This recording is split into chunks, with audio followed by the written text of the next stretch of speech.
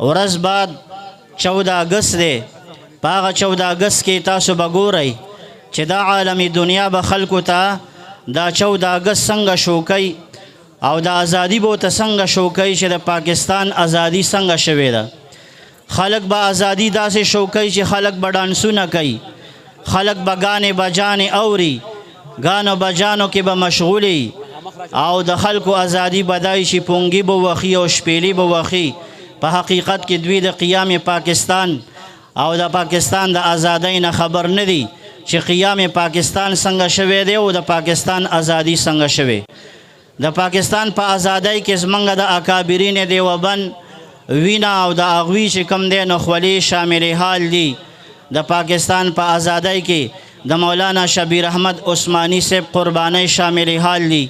د پاکستان په ازادۍ کې د مولانا ظفر احمد عثماني چې کوم دی نو وینا هغه شامل حال ده. او د پاکستان په ازادۍ کې د مولانا شاه عبدالغني پولپوري رحمه الله وینا او د هغوی قربانۍ شامل حال دي.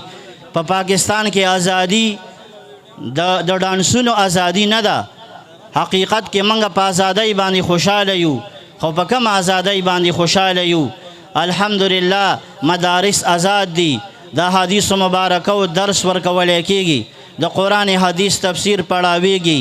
تیر کال د دارالعلوم حقانینا 100 علماء کرام فارغ شوي دي.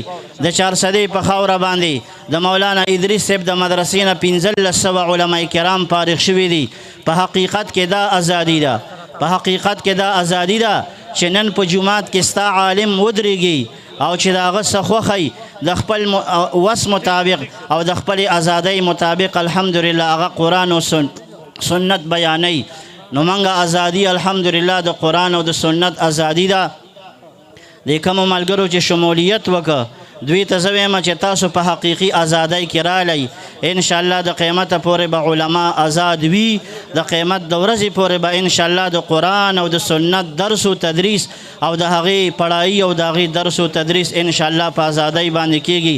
الله جل شانهو د دغه شمولیت په خپل دربار عالیه کې قبول و منظور فرمایي او زموږ د ټولو ملګرو شرکت دی الله جل شانهو قبول کړي.